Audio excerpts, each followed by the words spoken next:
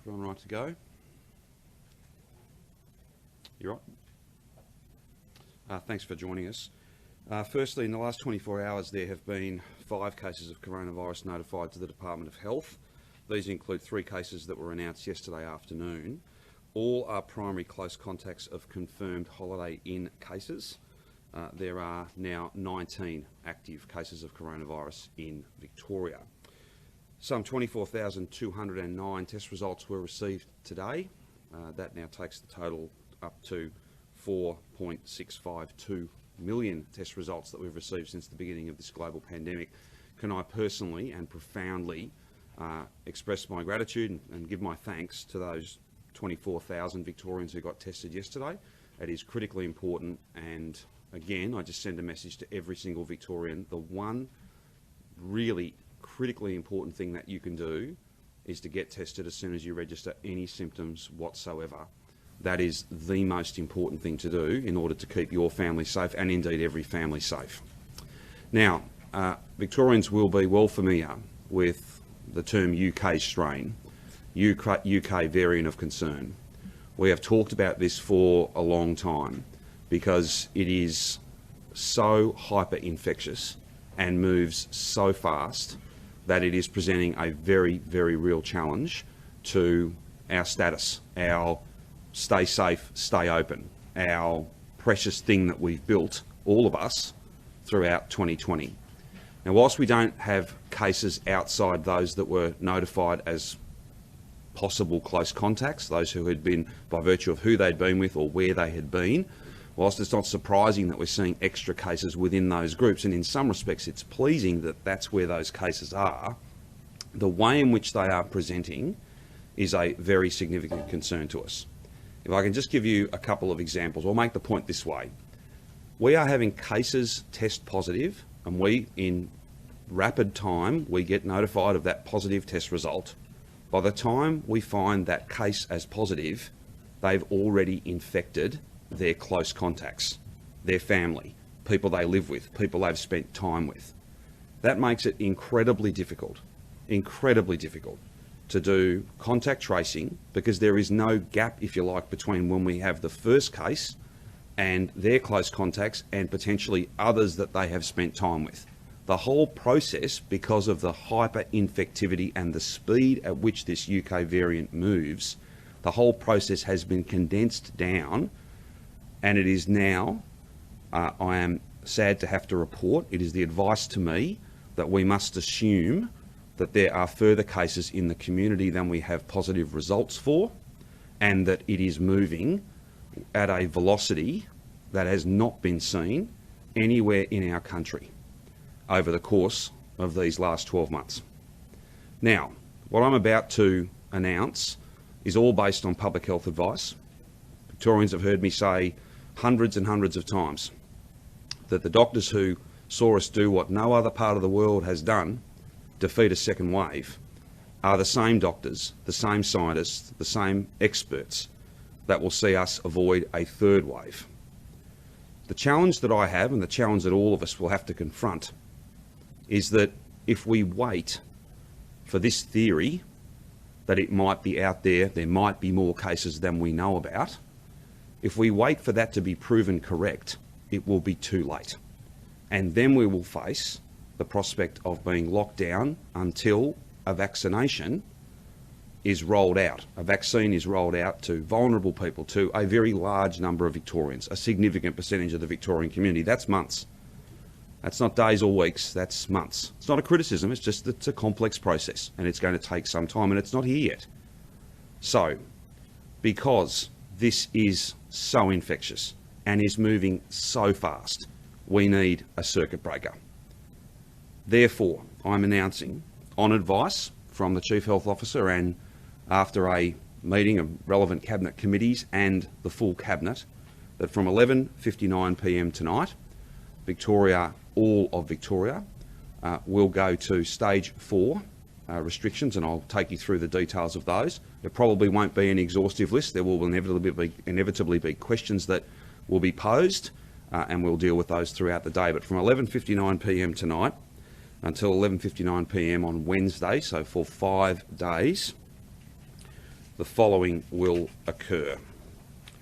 There will only be 4 reasons to leave your home: shopping for necessary goods and services, when you need those things, and only what you need. Victorians are well acquainted with this. We've done this before. Victorians know what to do, and they know that these tactics, this type of response works. But I will, just for completeness sake, take you through the list as it stands now. Then I'm going to ask Brett to speak to the hyperinfectivity and the speed with which this UK variant is moving. Shopping for what you need when you need it.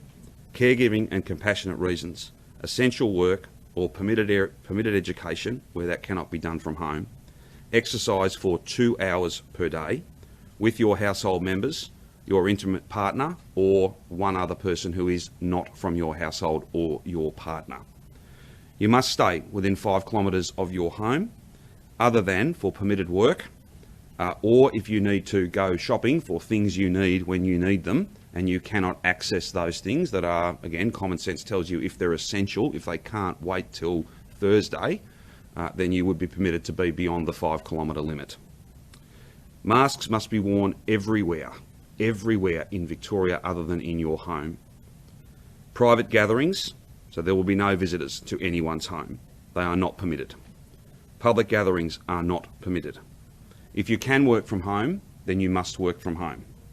Schools will close, but will remain available over those 3 days, Monday, Tuesday and Wednesday, for vulnerable children or for the children of those who are permitted to go to work, those who can't work from home. Childcare and early childhood centres will remain open. If this was a longer period, we would look at that decision, but we believe that it is better to keep those settings open and allow people to continue, for instance, to work from home or go and do permitted work, given this is a short, sharp circuit breaker rather than a more prolonged set of rules and restrictions. Higher education is closed. In terms of special events, places of worship are closed other than for broadcasting of services. Religious gatherings and ceremonies are not permitted. Funerals can involve no more than 10 people, and that applies indoor or outdoor. Weddings are not permitted unless on compassionate grounds. In terms of other activity that's closed, other settings that will be closed from 11:59 p.m. tonight until midnight on Wednesday next week: hairdressing and beauty services, real estate auctions and inspections. Auctions, of course, can apply online, can occur online. Indoor physical recreation and sport venues, outdoor physical recreation and community sport, other than outdoor playgrounds, which will remain open. Swimming pools of all kinds close. Community facilities, including libraries, unless they are hosting an essential public support service. Creative studios, entertainment venues, non-essential retail. Hospitality moves to takeaway only. These restrictions are all about making sure that we respond appropriately to the fastest moving, most infectious strain of coronavirus that we have seen. I know this is not the news that Victorians want to hear today. I know it's not the place that we want it to be in. However, we've all given so much. We've all done so much. We've built something precious, and we have to make difficult decisions and do difficult things in order to defend what we've built. I am confident that this short, sharp circuit breaker will be effective. We will be able to smother this. We will be able to prevent it getting away from us. I want to be here on Wednesday next week announcing that these restrictions are coming off, but I can't do it on my own. I need every single Victorian to work with me and with our team so that we can run this to ground and we can see this strategy work just as it has worked against this UK strain in Brisbane and in Perth. Now, I know there are many other comparisons. I use those two, and I don't, for instance, talk about the northern beaches in Sydney. That was not the UK strain. The two relevant comparisons here are Brisbane and their short, sharp shutdown and what happened in Perth. All of our experts advise us this is what must be done, and that it will be effective. There's no guarantees, but what we can be, I think, certain of, if we wait to be absolutely certain that we have the problem, then that will be too late. We have to use an abundance of caution, and we have to follow the advice and understand that no one can properly trace and track, no one, if you've got cases infecting their close contacts and they become known to you at the same time. If you haven't got a lead-in period to wrap a public health response around people, then you have to go broader. And that's what these decisions today are all about. Just before I ask Brett to speak, particularly to the epidemiology of this outbreak and this strain of the coronavirus, I want to make sure every Victorian knows and understands we have a lot to be proud of as a community. We know what to do. We are the only place in the world to have defeated a second wave. Today's announcements are not about dealing with a second wave. Today's announcements are not about dealing with a third wave. They are about making the difficult choices to prevent a third wave. We've all done too much, given too much.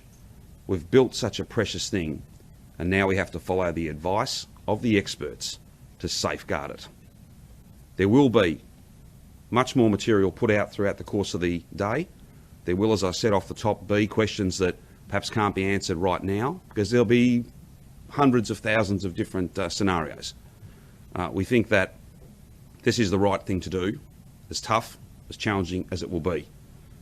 But I don't want to sit here in a week having ducked the difficult decision today, only to have to report that the only thing that will work is not a 5-day shutdown, but something that has to last much, much longer.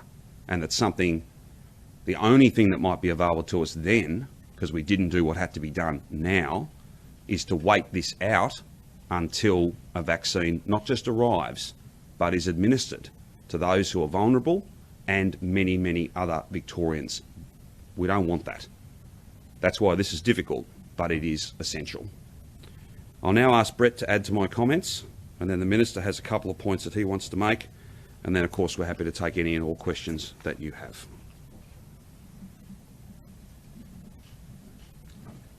Thank you, Premier. Certainly this variant of concern, the B117 variant first identified in the UK, is a genuine concerning virus. It probably started with one individual in the southeast of England in September of last year, but it became the predominant strain in England, now the predominant strain in the UK, and fast becoming the predominant strain across Europe and potentially globally. That's because it is significantly more infectious than any other virus that we've seen previously. And we're seeing this play out in the cases that we've had in this cluster of cases in Victoria. As the Premier said, there are individuals who are becoming symptomatic, testing positive, who have already infected their close contacts. And even though we're the test, trace and isolate is working, we are interviewing people immediately on notification of their positive result. We are quarantining their close contacts. We are identifying those secondary close contacts, but there are individuals who are already infectious at the time that we are identifying those cases. And that means that there are exposure sites where people have been with this super infectious variant, and that becomes a danger for widespread transmission. So this circuit breaker, and again, nobody wants all the consequences of a circuit breaker, but the alternative is potentially devastating. I do not want to be here either come Wednesday, not having done this and talking about 10, 15, 20, 30 new cases a day, including mystery cases or including cases that we can't chase down. We need to be able to chase each and every case down so that we can get back that precious thing of no community transmission. And everyone seems to be in agreement globally now that having no community transmission is the very best place that you can be in for the long-term sustainability until we get on top of this with a significant coverage of vaccine, which, as the Premier says, will commence soon, but will take some months to get to a point where we're protected as Victorians and as Australians, that we can manage this differently. But right now we need to be in a position where we can get entirely ahead of this and not have a situation where the rate of increase with the B117 variant becomes exponential, and stricter measures, might be required for a longer period of time. We don't want to be in that situation, so we need to do it now, and we need to do that circuit breaker to get ahead of it. Thank you. I'll let Minister Foley speak.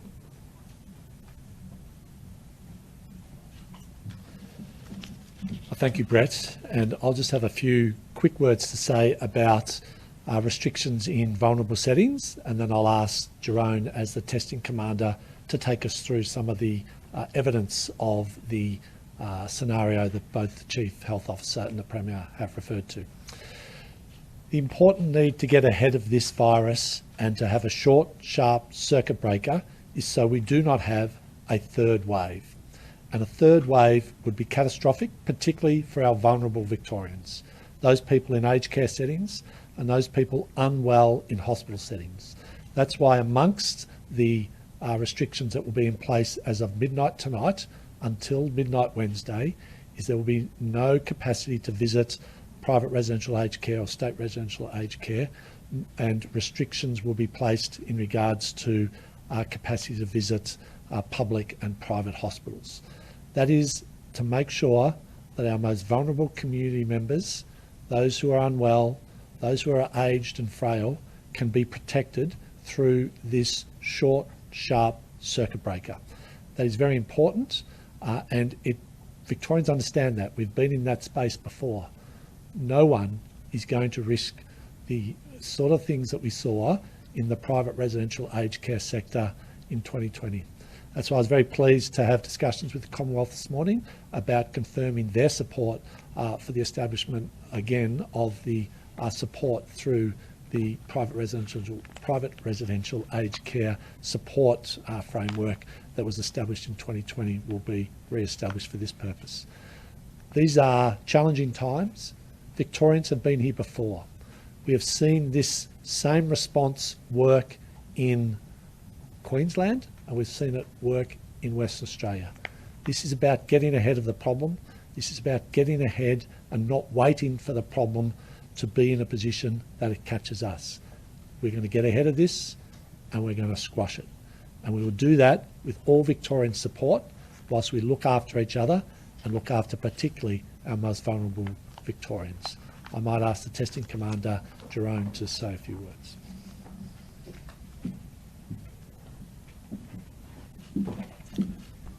Thank you, Minister. Let me talk a little bit about the detail of the Holiday Inn outbreak and also just illustrate some of the speed of transmission that we're now seeing in the last 24 hours. We currently have 13 cases in the Holiday Inn outbreak.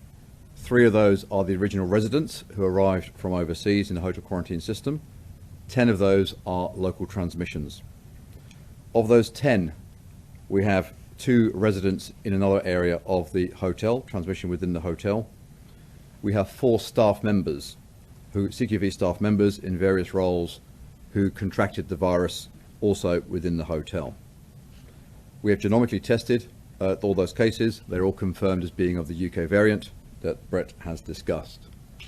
What we saw yesterday was 4 further household members of these staff members now seeing transmission to them. And although all those household members, in fact everybody who has so far tested positive was a defined primary close contact, everybody who has tested positive was isolating at the time that they were tested. Nevertheless, we are seeing a different type of transmission.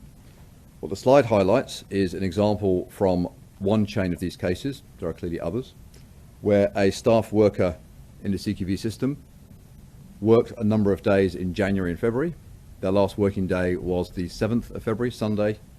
And as we of course do with over 110,000 tests, daily tests that we do for our hotel quarantine workers, they tested negative with a nasopharyngeal swab on the Sunday. That person was not negative, was not infectious on the last day that they worked on the hotel quarantine system. They were instructed to isolate On the Tuesday, as part of our management of the growing outbreak at the Holiday Inn, they were defined as a primary close contact. At the same time, 3 of the household members, 2 identified here, were identified as secondary close contact on the same day. And they were directed to isolate, which indeed they did. The primary close contact tested positive on the Wednesday. The result came through on the Wednesday. The secondary close contacts were tested. Their results came through on the Thursday. They were all positive. So what dealing with here is the first chain here was negative on the Sunday. They were tested positive on the Wednesday. By that point, their secondary close contacts were already infectious.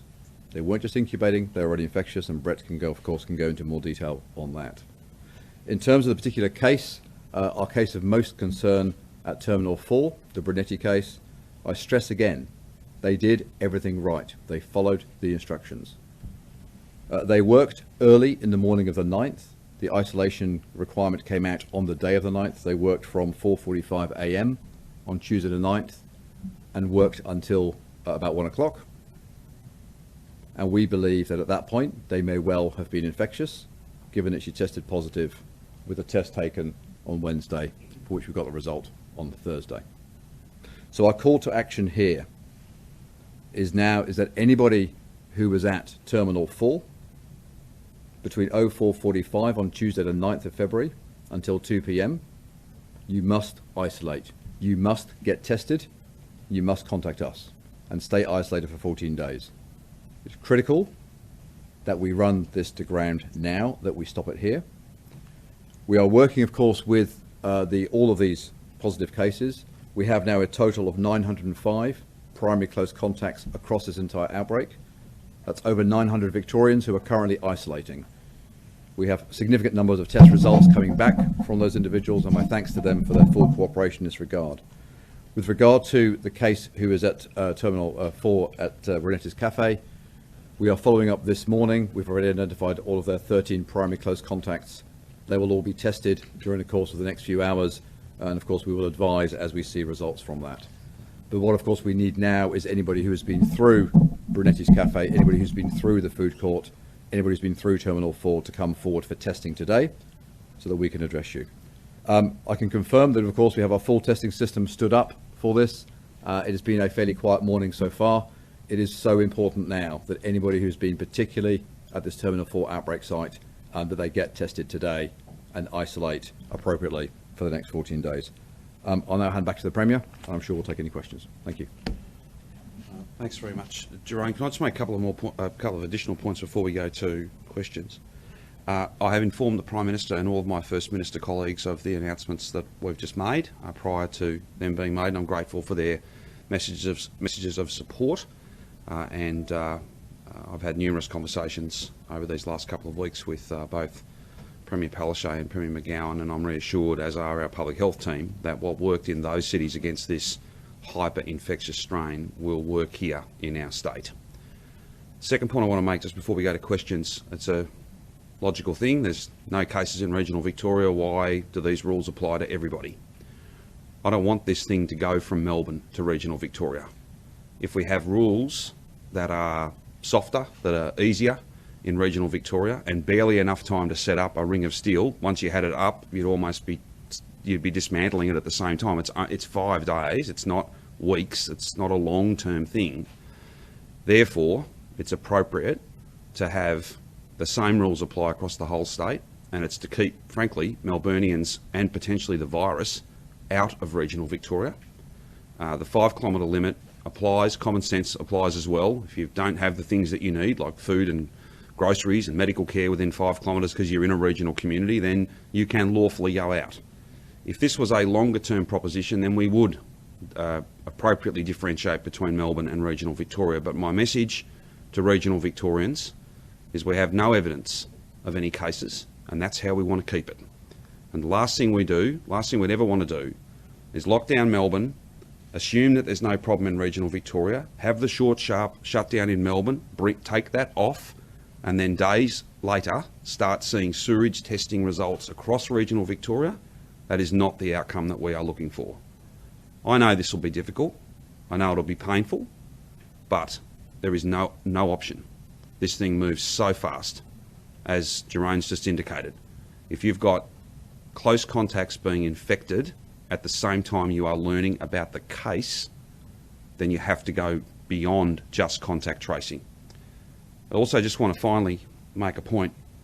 If you look at the Black Rock outbreak over Christmas, we were able to, and I'm so very proud of the thousands of public health professionals, coronavirus detectives, all the people who were elite when it came to dealing with that outbreak. They ran that to ground in record time. That was not the UK strain. That was not the UK strain. It was not moving as fast as this is. And that's why we have to make these difficult decisions, because they are the advice of the experts and they are the things that simply must be done. Happy to take any and all questions you have. Can you clarify for the schools? Yes. Are you expected to set up remote learning over the weekend, or? No, the way the Minister for Education and his department, and we'll have conversations with Catholic and Independent Education as well, and I would expect they'd follow our settings. It may well be that students are given homework to do. They're given them today as they finish school.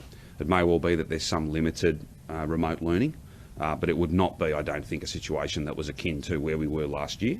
I think it's fair to say that schools on a case-by-case basis will do the very best they can to make sure that those are not wasted days, and then we'll look to make that time up. If we think there is a deficit, we'll look to make that up over the course of the rest of the year. The health department knew on Sunday that the holiday was an exposure site for the workers tested positive that day. Why were primary close contacts with workers at the holiday not told to isolate until 2 days later? Everyone is told to do what has to be done based on public health advice, based on an abundance of caution and the information that is available. And I'd put it to you, Rachel, that we have, I think, the most precise series of timelines and windows. The only reason we can put this up and tell you they tested negative on Sunday is because we tested them on Sunday.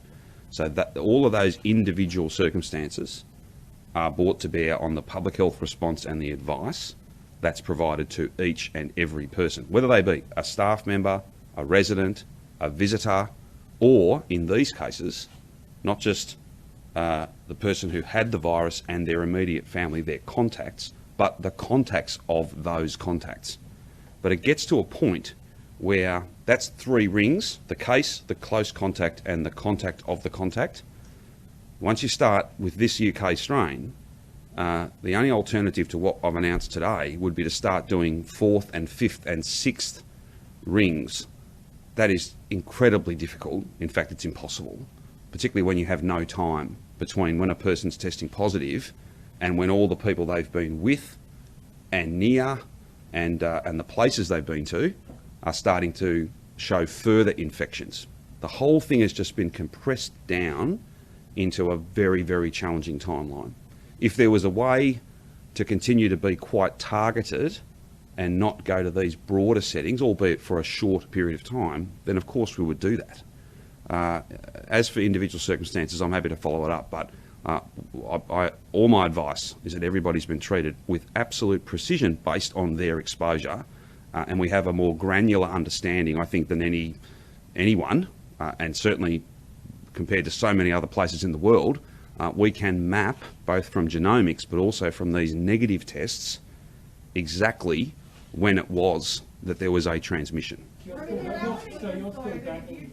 in a 3-ring strategy on Monday where all households with people who worked at the holiday inn were told not to go to work and stay home, this person would not have gone to work at Terminal 4 at Melbourne Airport on Tuesday. Well, no, I don't accept that at all. And again, it's stay open is the strategy. So it's about being as calculated, being as evidence-based as possible.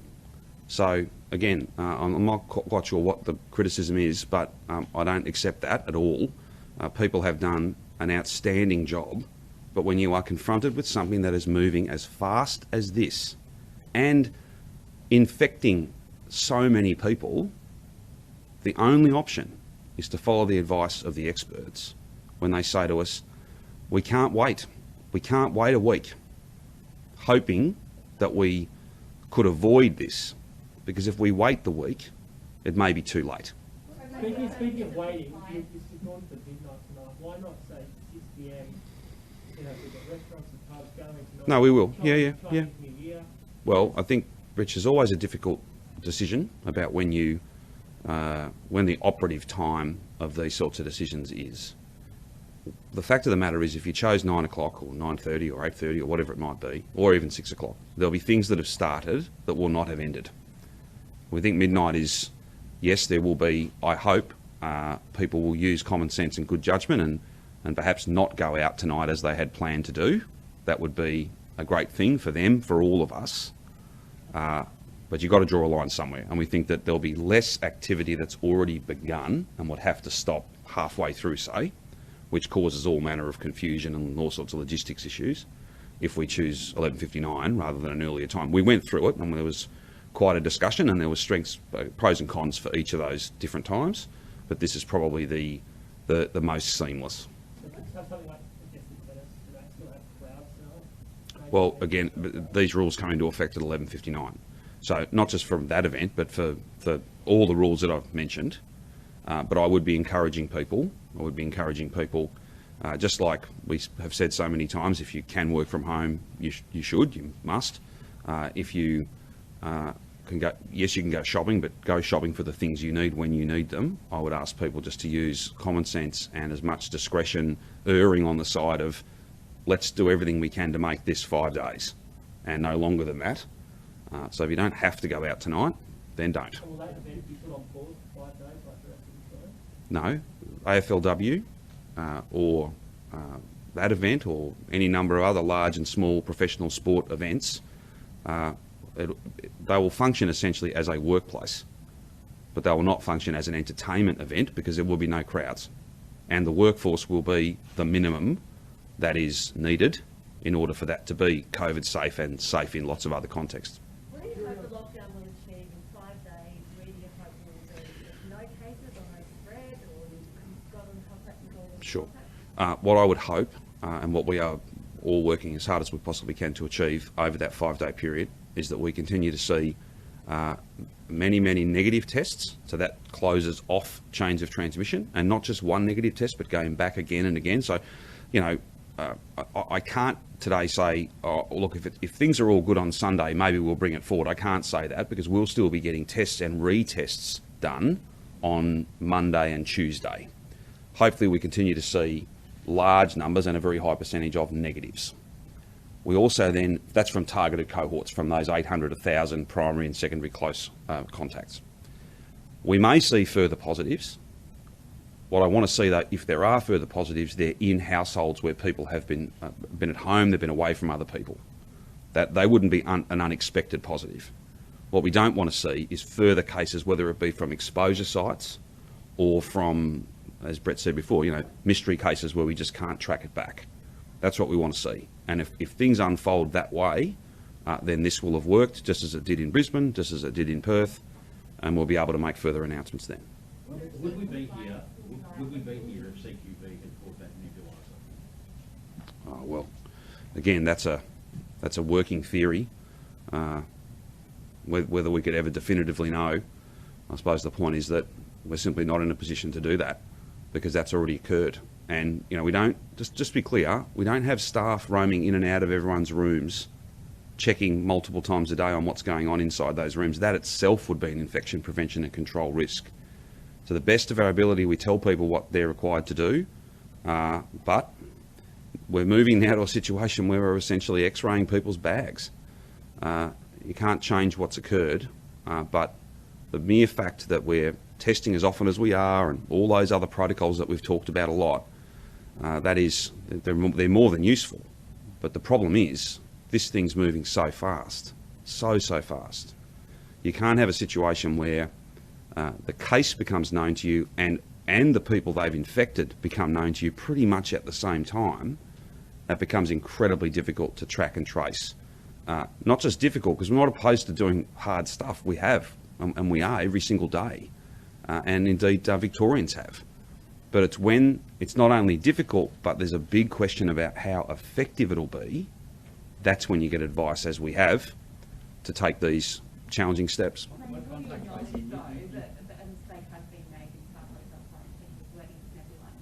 Well, again, we'd all rather not be here, but I don't have the power to change what has occurred.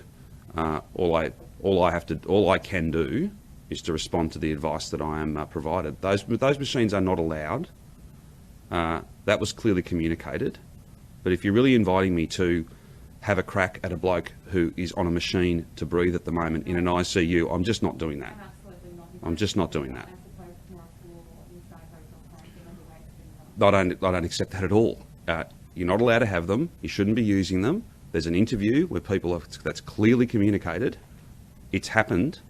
I think your criticism is misplaced, and I don't accept the contention that you've put to me. Short of barging into people's rooms multiple times a day, which again I think might well produce a pretty big infection control risk itself, you've got to rely on people's judgment. You've got to rely on the individual choices that people make, and that means that it is very, very challenging, because there are literally millions of individual choices that are made by millions of Victorians every single day. I'm not accusing you of attacking the person, but where your question leads me to, I could do that. I'm not going to do that. I just don't think that's fair. I suppose it must be confusing to Victorians listening to it when all we've been talking about what a robust system it is, and here we are going into a 5-day lockdown, and all we're hearing is it's because it's a highly contagious UK variant. I'm not doubting that it's, of course, it's infectious, but surely we're here as well because it's being mistakes made in the way the social quarantine program. No, I don't accept that at all. I think I've answered your question, and I don't think Victorians need to be informed via questioning about how contagious this is. This is wildly infectious. I've got advice. This is not something I cooked up last night. This is advice that's been provided, and it is my practice, always has been and always will be, to follow that advice. But what I won't do is necessarily, I think, in trying to defend myself against what I think is an unfair and inaccurate criticism from you, find myself attacking a person who's in ICU at the moment. I just don't think that's the right thing to do. And I don't reckon Victorians would want me to do that. Do you want Victoria to give up hotel quarantine? Well, I'll have more to say about the future of hotel quarantine quite soon. This is not the 2020 virus. It's something very different. Something very, very different. And before we get the inevitable comparisons with Sydney or anywhere else, they had an outbreak. It was not UK strain. That outbreak arrived here, and we dealt with it in very good time. Very good time. That's the Black Rock outbreak. We may find that because of the contact tracing that we've already done, because of these sorts of charts and the thousands of hours of work that's gone on these last 10 days or so, that we don't have this problem. The challenge is, I can't wait a week to be proven right in that. We have to assume, based on advice, that there's transmission out there that we don't know about, and that it's not moving quickly, it's moving at light speed. And unless we make these decisions and limit movement in a short, sharp circuit breaker event, then we may be here in a week regretting that we didn't follow that advice. That's not the way we've operated, and it won't be the way that we ever operate. On hotel quarantine, I'll make further announcements about flights and the status of those flights in coming days during that 5-day period. And beyond that, I think this just shows you that you can test everybody every day, you can have all the other protocols, you can do all the work, but it's a different challenge now. It's not the 2020 challenge. It is a very, very different virus. So time to close the borders until we get vaccinated? Well, as I said, I'll have more to say about those matters at the appropriate time. But what's becoming very clear with breaches out of hotel quarantine in Adelaide, Perth, Sydney, Brisbane, and two of those at least being UK strain, this is a very challenging set of circumstances. I'll have more to say about this at the appropriate time, and I think I think it is appropriate that I would have conversations with other colleagues, First Ministers and the Prime Minister, before I would necessarily make those sorts of announcements, if indeed I do, from this podium without having had some discussions. But I'm looking at that. I'm looking at that very, very closely. But at the moment, over the next few days, international flights will still arrive? Sorry? over the next few days? No, I think you'll find if they're in the air, so a bit like the midnight issue we were talking about before, like we'll still receive those that are en route, but doesn't make a lot of sense to me to be having additional flights coming in during the 5-day period beyond those that are already on their way. The most important thing to do is to have all of our energies focused on making sure that we enforce these rules, making sure that we track and trace every single person that we can as fast as we can, trying to be as fast as this virus, which is incredibly hard. It is made a little easier when we haven't got mass movement, when we're not fully open. That's the basic point here. And the strategy is that you do this, as tough as it is, you do it for the 5 days so that you prevent a third wave and getting into a situation where we have to, have incredibly challenging rules on, while we wait potentially months before we have enough people that have got the jab. That's what we're trying to avoid. And my advice, as I stand here now, is that this will work. But we've all got to play our part in that, not just us, every Victorian. And the good news, we know what to do. We've done this before. In fact, we're the only place in the world that has done this. And I think Victorians are equal to this task, as challenging and as painful as the next 5 days will be. Have you heard the government make given concerns? Your next Dougal. Recent days on the contact tracing performance of Victoria, and following on from that, has this strain effectively, is this an admission that this strain has effectively broken the contact tracing model? Because No. it hasn't broken the third ring, this outbreak yet. That we know of. That's the whole thing. And if you can get to that, if you think about it this way, if you can get to the third ring, you get to the outer limits, our last line of defence. If you get to that as fast as this does, then you have to assume that it's gone beyond that. That is the absolute key point. In terms of contact tracing performance, I just direct you to some of the comments that the Prime Minister has made today. And he, like me, is very proud of the work that public health professionals and coronavirus detectives across the country, including in our state, are doing literally every hour of every day.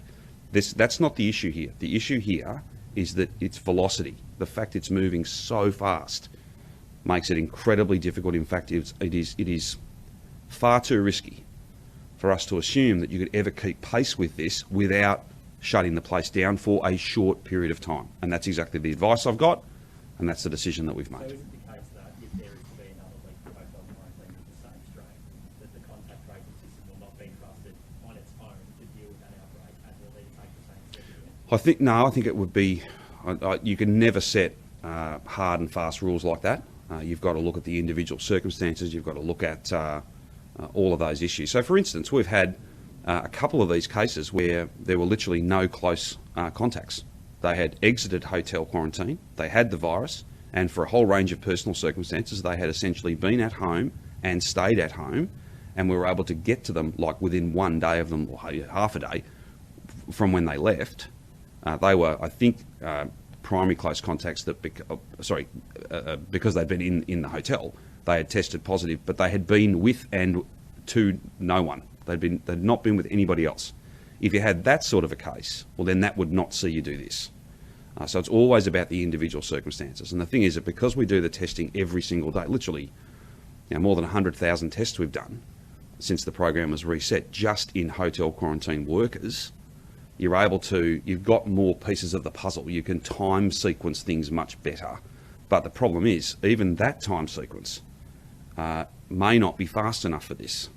And that's why I'm making it clear to you that I'm looking at hotel quarantine and whether it can be done at an acceptable risk level. And I don't think I'll be alone in doing that. Can you give any indication of what that changed hotel quarantine might be? Oh, look, I will have more to say at the appropriate time. There's been a lot of debate and discussion about, the federal government's responsible for this and the states aren't and all of that. That's not the debate I'm interested in having. We've all got to work together, and we are working together. And I thank the Commonwealth Government, the Prime Minister particularly, for the positive way in which we have, for the longest of times now, worked together. We're better for that. But I think there needs to be a cold, hard discussion, and I'm happy to lead it if I have to, about whether, with this UK strain, and we haven't even got on to South Africa yet, because it's just as bad, should we be having the total number of people coming home? Or should it be a much smaller program that's based on compassionate grounds? That's a conversation we should have, not in a sense of rancour. That's not an argument. That's just a proper discussion, particularly given we're so close to being able to vaccinate those who, if they get this, will become gravely ill.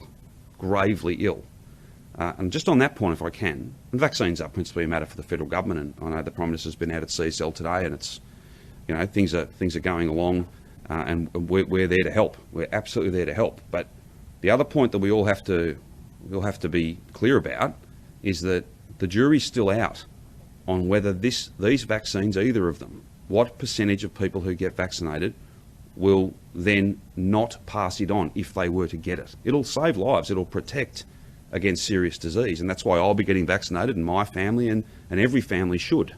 But the notion that it's 100% protection from getting it and giving it, that's not settled yet, that's not sorted yet. So all of those sorts of things have to come into our conversation about what level of risk are we prepared to take, not just as a state, but as a nation. Pose that as a question, whether the numbers into the country should be cut for people to have to Yep. for capacity rounds coming in. Does that look good? Do you think that should Well, no. I'm trying to be as clear as I can. It's not for me to make announcements about how many Australians get to come back to Australia. Right? That's for the federal government. What I'm saying is, the game has changed. This thing is not the 2020 virus. It is very different. It is much faster. It spreads much more easily.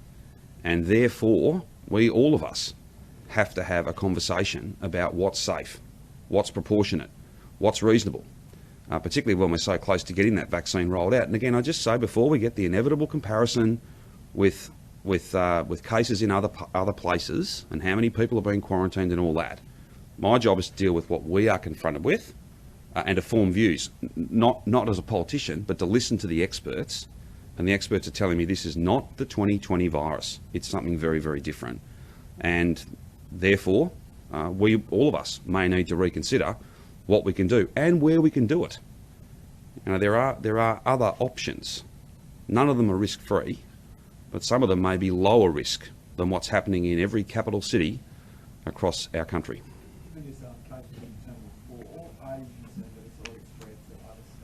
Well, I think the Chief Medical Officer, Professor Kelly, has made some comments today, and I think other states have made some changes, made some announcements in relation to borders and movement and people isolating until they get a negative test and all of those things, and hotspot issues around hotspots and things like that. So our concern is that it's hyper-infectious, it moves at such speed, and there was a person there that has tested positive. Now, at the same time, the workers wearing a mask, people in the terminal wearing a mask. It's not like it's a certainty, but again, we have to be so risk averse and follow the science of these things. I can't speak for others, the national government or other premiers, but I think all the relevant authorities across the country are very concerned about that and are doing what has to be done. Indeed. Yes. We will have expanded capacity as quickly as we can, just as we've done over these last couple of weeks. I do want to say to people that it is impossible to build a testing system, and we've done more tests than anyone, but it's impossible to build a testing system where every single person can just walk straight up and get their test done in a matter of moments. It's got to be done methodically, meticulously. We don't want a test site to become a super spreader site. So it does need to be done very, very carefully, but we'll have more to say about testing and trying to meet the challenge of more and more people needing a test throughout the day and into tomorrow. Yes, they are. Yes, they are, because if people don't follow the rules, then that will be a selfish thing to do. I hope it doesn't come to that. And again, it's not with a sense of anger, it's with a sense, or being negative about it. I think we can be proud of what we achieved and our resilience and our commitment to this 5-day shutdown, a circuit breaker, to avoid, not as part of a third wave, but to avoid a third wave. And I think Victorians will rise to that challenge. But Victoria Police will be there for anybody who thinks that they've got the right to not follow these rules and that somehow they can they can determine for the rest of Victoria how much virus there'll be. That's not. No one has the right to do that. We all have to play our part, and I'm absolutely confident that the vast majority of Victorians will do the right thing. And I would also just make the point, if you go back through 2020, there were many fines issued, but there were many more warnings issued. And there was discretion exercised by Victoria Police. They have done throughout this a fantastic job. But I just appeal to Victorians, please follow these rules for these 5 days, because the experts tell us this will work, but it can only work if we all back that circuit breaker and give our dedicated professionals the time they need to absolutely smother this so we can get back to no community transmission or very, very low levels of community transmission. The Burnett worker was known to be a primary police contact on Wednesday and they got tested that day. Given that they were known to be a primary police contact, why did it take until Thursday afternoon to get their test result? And why couldn't that test result be fast-tracked in light of the fact that we knew they were a primary police contact? Well, but hang on, no. We get the test through as quickly as we can, and we've done plenty of fast-track testing. And sometimes we do those rapid tests that are only it's a short period of time, an hour or less even. They're not as accurate as the swab. I'm happy to come back to you with any further information we've got about it, but my advice is that people were tested in good time. We acted on the information we had as quickly as we could, and that's borne out by the overall metrics. We're not getting to primary close contacts in 48 hours, as is the national standard. We're getting to them in like an hour, couple of hours. Like, that's how quickly. And the problem, when we get to them, we're finding that they were in fact infected at that point, because a day later they're testing positive. That's why we're here today making these announcements. You can't hope to be able to use the tools that work on a relatively slow-moving virus against something with the velocity of this UK strain. Everything becomes compressed. And look, you could pretend to. You could say, "Oh, look, this is going to be challenging. This is going to be really difficult. I'll duck this. I won't make this decision. I'll ignore the advice." And then you've got, you can't be certain, but you run the very real risk that in a week or 10 days, I'm back here and we're not talking about this. We're talking about something very, very different. And at that point, it's too late. There's no circuit breaker then. Premier, I'm guessing there are going to be some Victorians who will find it perhaps incongruous that they can't leave their homes while the tenants are still going. It's, as I said before, there are no fans. There's no crowds. These people are essentially at their workplace, and the minimum number of staff for it to be run safely, and when I say safety, not just from the virus, but for all other reasons, will be there. Just like the AFLW will be happening, but there'll be no one there watching it, and the staff will be, again. They're not established supermarket shelves, are they? When you say it's their workplace, sure, but it's not quite. But it's not like the only people that are at work are supermarket workers. Are they essential James, workers? Sorry? Are they essential workers? But that's not the distinction we've drawn. You see, this is the problem. Let's just go back to first principles. I've not used the term essential workers today. I don't believe I have. But hang on. Read it in the context. If you can work from home, you must work from home. That's the guiding principle. And I think that probably answers the question. You can't stack shelves at the supermarket at home. You can't be involved in AFLW from home, and that's the basis of it. And again, it's not, if it was a longer term prospect, if it wasn't 5 days, if it was longer than that, well then things might well be different. But that's not the situation we're in. There are hospitality business owners all over the state who are going to have to shut down their business though. Are they in the wrong to look at the tenants and say, well, why is their business allowed to go ahead? Why are they allowed to go to their business? Well, they are permitted to continue takeaway service. Again, I'm not in the business of telling people what to think, right? People will make their own judgments and have their own views. But I don't have advice to cancel the event on the basis that it's unsafe. I just don't have that. And I again remind everybody, just in case there's any sense of confusion, this case has got nothing to do with that event. This case is a different matter. And the advice that I've got is that we have to take these steps. You could equally say, well, why have you left kinder open? Why have you left childcare open? You know, there'll always be points where there can be debate and discussion. I'm not saying that's a bad thing. That's the nature of this. A bit like Richard's question earlier. Why is it midnight tonight? Why isn't it at 3 o'clock this afternoon? Or why isn't it at 6 o'clock tonight? There'll always be people that sit on either side of any line that you draw. That's a healthy thing. I'm not being critical of that, but I'm also not being guided by that. We've got to do what the advice tells us to do and what we think is as proportionate as possible. And look, I want to send a message to regional Victoria very clearly. I know that the first reaction may well be, well, we got no cases, why are you doing this? But if the rules are softer in regional Victoria, then people from Melbourne, and potentially bringing the virus with them, they will travel to regional Victoria. It's just logic. Ring of Steel is not something you can set up in one day. It takes time. You'd barely have it set up and you'd be dismantling it again. I do understand this will be very challenging, but I'm about keeping the virus out of regional Victoria. I don't want to be back here in a couple of weeks saying, well, Melbourne's all fine, but we've got all these sewage tests that have come back across regional communities, and then we've kind of flipped the problem around from what it was last year. Again, if it was longer than 5 days, then that would be a different story. And if it could be shorter than 5, then it would have been. But we won't get the double negative tests back, that twice cycle of negative testing on many of these people that we're very concerned about. We just won't have that sort of data back until Monday, Tuesday. And then you have to work through what all that means.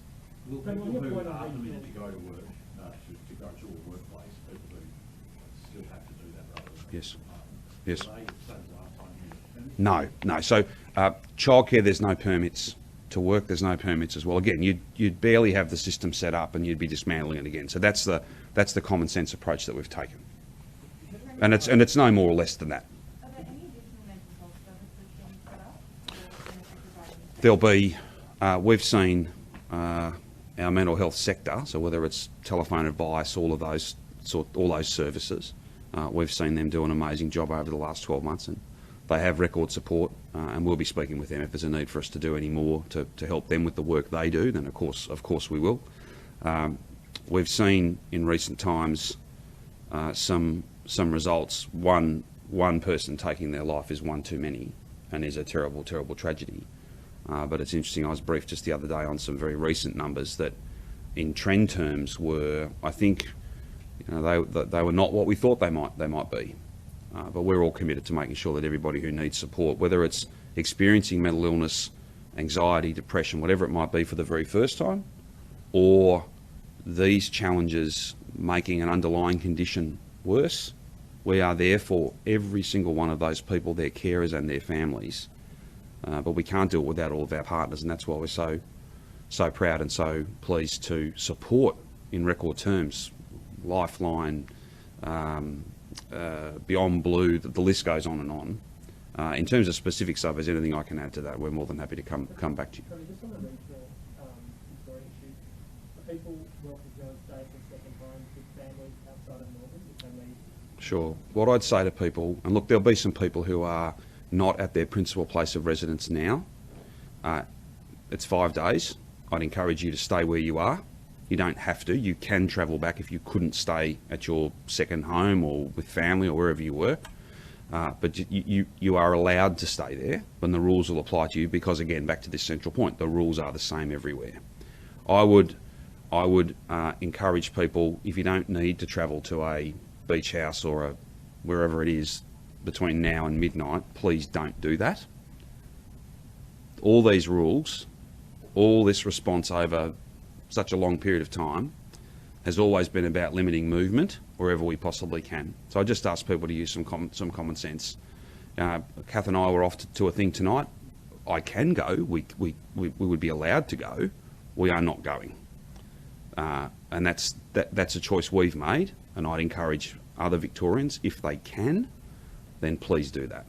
If the tennis goes for midnight tonight, will crowds have to clear up before then, say you're first? I think what we're going to do is let the event come back to you with exactly the operational details of some of that stuff. I think, whilst before when Rich asked me about why midnight, why not earlier, for instance, if you'd chosen 9, and when we did give some thought to picking 9, because that probably avoids perhaps some people being out at various venues late at night, which would be a good thing. But it meant there would be many things that had started but not finished. Midnight means there'll be less of them. I can't guarantee there'll be none of them. But in terms of how the tennis are going to comply and the different, the very localised things they're going to do, I'll let them speak to that. But we're more than happy to make sure they do speak to you. Is Parliament on next week? I think the respective leaders of both houses will be talking to their counterparts about that, and we'll do what's safe. But there is some critically important matters we need to deal with, not least of which the extension of the state of emergency. And as I've said many times, I don't do politics from this podium, but I'll just make it clear to you, no one wants to have an extension of the state of emergency. But if that doesn't convince you that this is not over, I really don't know what would. So let's have that. Let's work through that as we always have and engage with people in good faith, and that's what we're doing. And if we have to have an abridged Parliament sitting next week, then based on advice, of course, then that's exactly what we'll do.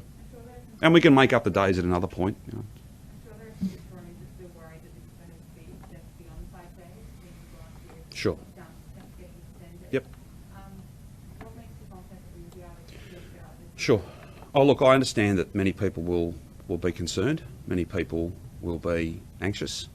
I'm not pleased to have to make these decisions, but I've got the advice and I have to act on it. What I can say is that advice says to me, in the clearest of terms, if we do this, if we stick together, if we work hard, if we follow the rules, if we do what we know how to do, we've done it before, then we can avoid a longer lockdown. We can avoid a third wave, even though we're up against something very different that moves much faster than anything we've encountered before. I think Victorians know what they have to do. I think Victorians value what we've built, all of us together, and they'll do what's necessary to protect it so that we're not locked down. In fact, we can go back to being safe and being open as we wait for that vaccine to be rolled out. Certainly. The Premier said we shouldn't draw comparisons with what's happened in other places. But as I understand it, Brisbane and Perth were places of the UK variant. Yep. They enforced lockdowns the night those positives were received. Should we have done this earlier in the week? I don't think so. I think this is just the time to be doing it when we've got a number of exposure sites, a number of people who've been potentially infectious out in the community. This is the time, these next 5 days, where we want to make sure that no one who might be out there now infectious is putting others at risk. In the very first days after this, we knew exactly who was infectious, who were defined as primary close contacts, and we chased them all down. What is occurring is transmission within the household, and as we've pointed out, very rapid transmission from one person to another, where infectious people are potentially out in the community. So now is really the time that we want to minimise any of that contact occurring. It was going to be moving just as rapidly on Sunday that it is now. But the issue is we've got individuals now, and we were always going to have these individuals who had been exposed, who were going to be infectious, and now is the time when we want to minimise their interaction with anyone else around them. It's a bit hard to say. Obviously, we want to test far and wide with the Brunetti's case. We want to make sure that their workmates test negative. That would give us some reassurance that the risk of transmission isn't so great. But clearly, there are multiple hundreds of face-to-face contacts that occur at cafes.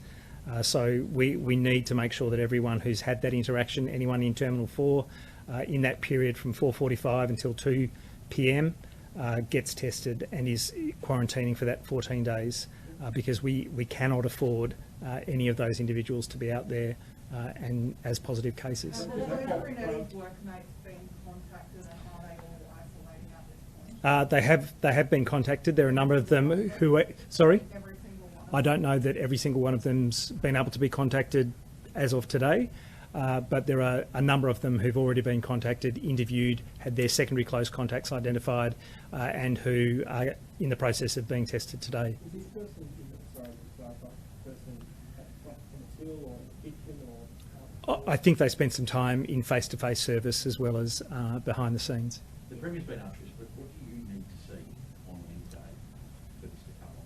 What does that need to look like? Well, clearly, if we have days and days of 0 new cases emerging, that would be the most reassuring thing.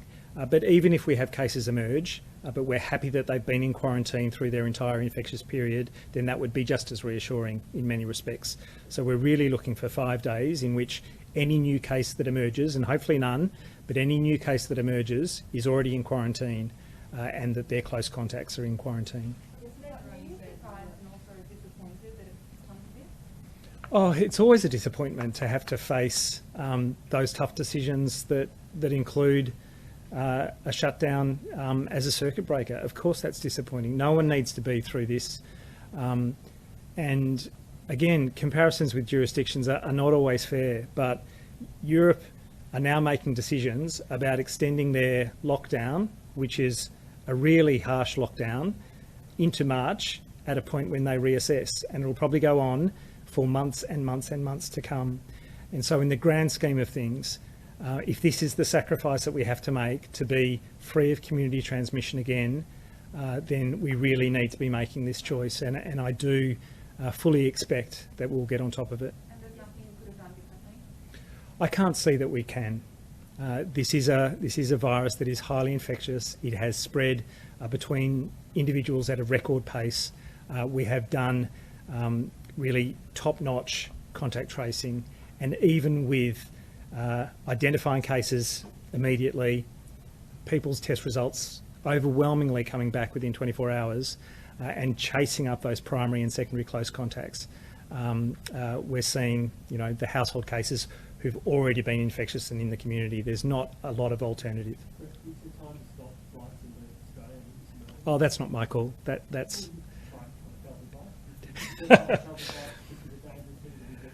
Look, there are always issues to balance. If public health considerations were the only consideration, then having no flights into Australia is an easy call. That's not the call that needs to be made. It's a balancing of all of those welfare issues for individuals and the circumstances they find themselves in. If the Jerome said that we were on top of it, is that airport case that we maybe change your health advice? I think that's part of it, absolutely. The reality is we had household transmission emerge across a number of cases yesterday, all with a very, very short incubation time. And so if that serial interval, that time between generations of cases is that short, then it's not just an issue for us to face now, it would have been an issue for us to face in the coming days, and to see case numbers increase significantly where we would have just been chasing and chasing. The principle of contact tracing is to get ahead of it, and that 3-ring approach is absolutely to get ahead of it. But when that 3rd ring is not sufficient in these circumstances, then the circuit breaker is an added benefit for sure. Wouldn't you expect someone in the second house to get the virus if the UK change? Absolutely you would, but we're seeing it in a significant proportion of those households at this stage, and we're seeing it happen very rapidly, and that's not the usual. You said, just before Bridget's question, you said that on Monday and Sunday you expected these household cases to emerge later in the week. Bridget said, Jerome said yesterday, you guys were on top of it. Then there's a case who worked at a hospitality venue who had face-to-face contact. Nothing throughout the week indicated there was this kind of drastic action looming, despite you saying that you expected these cases on Sunday and Monday. So was it just that case that had a significant effect on the decision making? It certainly had a significant effect on the decisions we've made, but it's not the only thing. There were multiple individuals who tested positive in a very short period of time. That is indicative of the infectiousness of the virus and the attack rate, as we call it, within households, and that's a concern, not just for the one case that we're chasing up hundreds and hundreds of close contacts, but more broadly about how that virus will continue to transmit if we don't get ahead of it. It's indicative of the infectiousness and the, how virulent it is, but it's not an indication, I don't think, that the 3rd ring approach isn't working. The 3rd ring hasn't been breached yet. It's still very much within that ring. So is this purely a speculative and forward-looking decision as to what the next outcome might be? Yeah, look, it's not purely precautionary. Of course it's precautionary. As the Premier said, we do not want to be in a position where it's already ahead of us at the point that we're making decisions to go a step further. And so we need to be ahead of it. There is a real risk that if we have a case in a non-household contact, that it's already beyond us. And we don't want to be in that situation. We want these settings to be in place now so that if that occurs, they will have minimum to no interactions with other people. How was this proposal, what was the genesis of it? Was it your advice? Was it a collective decision? Oh, it's always a collective decision. Modelling, epidemiology, review of all of our contact tracing efforts to really come to consensus advice that that was absolutely the best approach. Where was the first forum in which it was raised tonight? Oh, we've had multiple discussions over the past few days, multiple, So started discussing Wednesday or Tuesday or something? if not earlier. Yeah. But you don't know if it was you or someone else who was the first to say it out loud? No. Why was the language so confident as of 24 hours ago? If we were discussing this. Look, I think we always have to be agile in this setting. You can be in a situation one day where everything looks terrific and in a very short period of time have cases emerge, and we did, 5 cases over a 24-hour period emerge that all tell a piece of the story that you have to respond to as rapidly as possible. And so, Jerome was not wrong in saying how it looked yesterday, but we have to be responsive to whatever happens at each and every moment in time. You guys have been talking up advanced contact tracing of family members of workers at holiday as a feature of the hotel quarantine system for months now. Why wasn't someone who was working in a public-facing role at Terminal 4 at Melbourne Airport, where thousands of people are coming through every day, flagged as a potential risk? So they were. So all of these individuals that we've talked about, the primary and secondary close contacts, have been notified of that status in a rapid period of time. They've done it when we've got those notifications in that has made them primary or secondary close contacts. The issue that we've flagged multiple times is that they are already infectious on these days of work by the time that those notifications are coming in and they're being identified as potentially at risk. Now, that individual didn't test positive until later, but we take that 48-hour period beforehand as a potentially infectious period, because it is. And that's the difficulty here. Is it possible the virus moves a lot faster than we first thought, and now that we're doing daily testing, we just don't know that? Oh, I think we're definitely dealing with the different dynamics of transmission with these new variants of concern. Obviously, the B117, the UK variant, is the predominant one. It's now making up 75% of all cases in hotel quarantine. So it's what we need to expect with any new case now. But it probably applies to other variants of concern, and I think they're all rather different from what we were facing last year. And I think if this were a virus from last year, then this contact tracing approach would have been absolutely sufficient, and it wouldn't have given us the kind of pause and deep concern about the potential as this new variant does. And what's happening in hotel quarantine in terms now of changing procedures and protocols? I mean, in many ways, this is the worst kind of deja vu, isn't it? We've got cases getting out of hotel quarantine, so we're back in lockdown. What's happening at hotel quarantine now? Look, it's really for CQV to speak to as those who put it all into operation, but they've got a critical incident review process that will be underway for this as for other circumstances in recent weeks. The Infection Prevention and Control Steering Committee, again, reviewing each and every element of infection prevention and control as required, including the use of N95 masks, which has been introduced now more broadly with a fit checking process, and then rolling through a program of fit testing as well.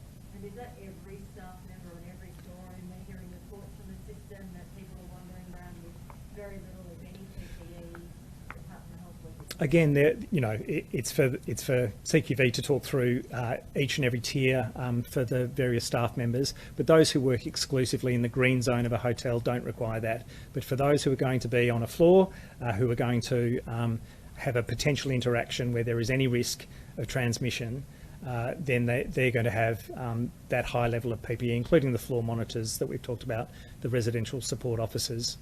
There are reports from former Holiday Inn residents that staff were carrying their luggage and handling their passports without gloves. Should that have been happening? So I don't know if that's true, and gloves are not always a requirement for carrying things, and again, it's on expert infection prevention and control advice. I've seen people wearing gloves in a lot of circumstances where it is manifestly a greater risk to be wearing gloves.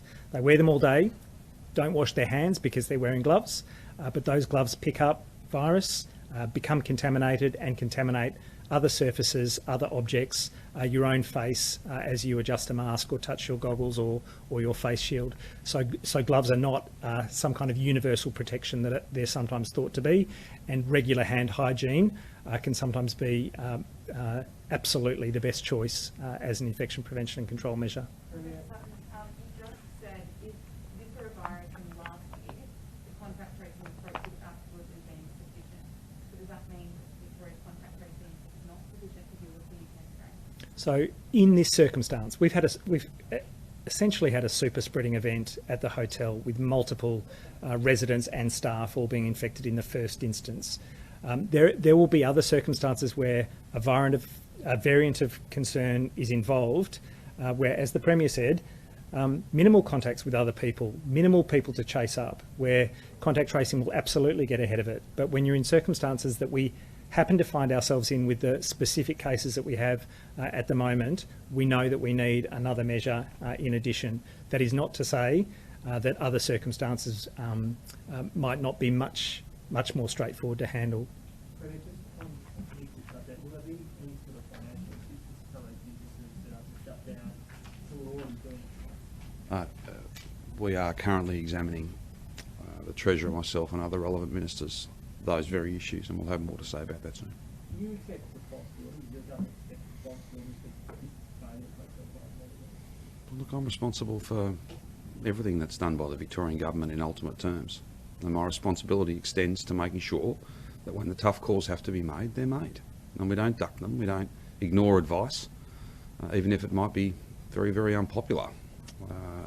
We can go back and forth on different periods in time. What I'd say to you is, this is a different virus, and evidence of the challenge it presents, not the adequacy or otherwise of our response, but the difference in the challenge that the virus presents is best borne out by having a look at Black Rock. It comes from Sydney, it's not UK strain, we dealt with it in record time. This is not that strain, it's different, and that's why it's called a variant of concern. It is a very big challenge, not just here, but a challenge everywhere, and we're determined to make the tough calls now, albeit 5 painful days, much better than pretending it isn't an issue and not acknowledging the speed with which it moves, only to then be confronted with something much more difficult in a week or even sooner. Do you welcome a greater role from the Commonwealth at quarantine? I'll have more to say about quarantine. We have got to face the fact, all of us, that we're not, from a quarantine point of view, we're not dealing with the virus we were dealing with last year. We're dealing with a very different strain.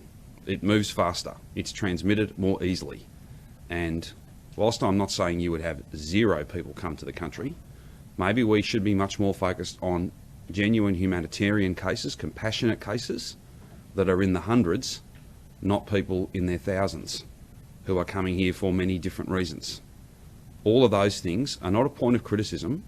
They're just, as circumstances change, as the virus changes, maybe we need as a nation to change our settings, change our approach, change our program.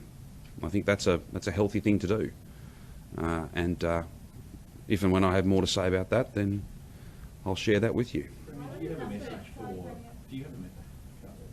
who are now stripping supermarket shelves of toilet paper? Can I just say to every single Victorian, you are allowed to go and shop. Supplies are adequate. There is no need to be doing any of that.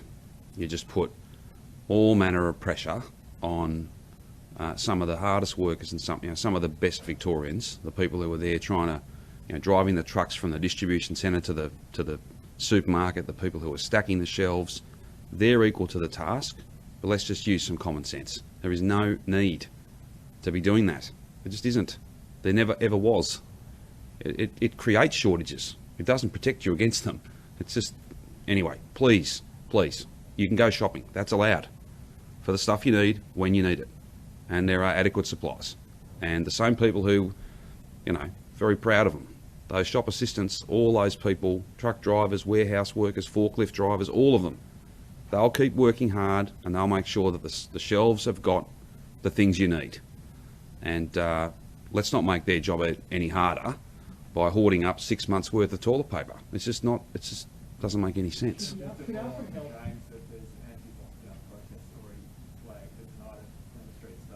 Well, they will be dealt with. That's a matter for Victoria Police. Let's all work together against the virus, not against each other. Let's not be protesting against anything at the moment, frankly. Let's all make smart choices. And, so having a protest tonight, that's going to what? That's like a vaccine, is it? That's going to suddenly fix everything. No, it's not. It might well spread the virus, though. And that's not really a good thing to be doing.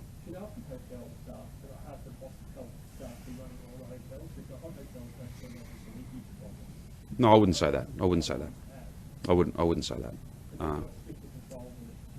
No, but they're dealing with very different people. So therefore they've got different protocols in place. But I wouldn't want anyone to read into that there's a sense that the protocols and the processes that at the other hotels are not fit for purpose. I've certainly got no advice that says this should be an entirely medical model or an entirely health professional model. But again, there's lots of different debates and lots of different discussions that we should have. And as I said before, if the enemy changes, then your strategy perhaps needs to change too. And we've made a heaps of changes. We can only do these charts because we test everybody every day, and we've even moved to testing people on their days off. But as fast as we are, this UK strain is faster. And that's something that we're all going to have to grapple with. I just say that if there's no other... If I can just say finally then from me, sure, no problems at all. Fire away, Rachel. Yeah. Logistically, there'll be people in Melbourne who are visiting from interstate, including from New South Wales, which hasn't yet closed its borders. Correct.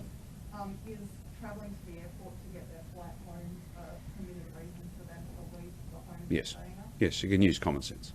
But the rules apply to your masks and things of that nature. And I'd encourage anybody who was in that circumstance who had any coronavirus symptoms, however mild, please go and get tested. Delay your trip home. Do not travel, because you may well be infecting people, particularly if you had this. So just common sense. The airport's always kind of been a free zone, if you like. That's not considered part of a hot spot if there's such a declaration's been made while I've been standing here. But common sense always guides us on these things. I was just going to ask, why are you so sure that there's not thousands of Australians trying to get home and to have some friends, and it's only in the hotels? No, I didn't say that. I'm speaking on behalf of what we would take, our system. I'm not doing an estimate of how many people are coming here on compassionate grounds for the country. Only the Prime Minister could do that. Only Border Force could do that. But in terms of we'll just again, just so there's no confusion or any reinterpretation or creativity with what I said, I will be as clear as I can. We're currently taking 1,200 odd. We were going to go to 1,310. The point I'm making is, instead of doing 1,310, maybe we should be doing hundreds. That's all I was saying. And I'm not casting aspersions on anyone who's travelling home or the people who issue visas or any of that. But, it's a different virus. Therefore, we should have a mature discussion about just how many people are coming back and the circumstances in which they're coming back, and whether, given... So I'll put it to you this way. If I were to form a view that we only want to do a small number of compassionate Aussies coming home, right? Well, it wouldn't be to save money. It wouldn't be to, you know, to avoid the hard work, I'd then say to the Prime Minister, well, you can have all my hotel quarantine workforce to roll out the vaccine. So please don't anyone misinterpret or misunderstand what I'm saying. I'm just wanting people, all of us, to accept the fact that this thing is very different and it presents a different challenge. Quickly, florists, it's on Valentine's Day on Sunday. Yes, it is. Delivery only, not open either. Well, I don't know, given the volume, and it will be a very busy day. We're not being flippant in any way. It'll be a very busy day for them, and they employ many people and all that. Let me get some specific advice around that. I had not anticipated that question as such, but I should have probably, given that it is Valentine's Day. We'll get some advice. You know what date that is, I won't Halloween. It's not something that we celebrate in our house, to be honest. Either of those days. Don't read anything into that, James. We don't. Anyway, anyway, it's been a while since we were standing here, and it's all coming back. Can I please ask Jerome some question? You absolutely can. Thank you very much. Jerome, do we have any idea at all how many people possibly went through Terminal 4 yesterday, and how are you getting in contact with them, and what databases are you using? Is it the airlines and the QR codes? How do you contact them and what's happening? Yeah, so we estimate around 29 flights landed and departed from Terminal 4 on the 9th of February between 4:45 and around 2 o'clock. We estimate roughly there would have been 4,000 or 5,000 people probably moving through Terminal 4 at that point in time. We're obviously going through flight manifests. We're looking at staff records of all the units and the retailers at Terminal 4, and working closely with Melbourne Airport. And we'll be continuing to reach out to all those people. And I should add, you know, we have over 900, well, when we prepared for this, over 900 close contacts already on this outbreak. We're also managing over 1,600 close contacts on the Grand Hyatt outbreak from last week. Of course, that still remains a live outbreak. So this continues to be a huge team effort to ensure we track all these people down. We ensure they isolate, and we ensure we get negative test results for them to bring these things to an end. And the people obviously were flying interstate, not knowing this was going on. Yeah.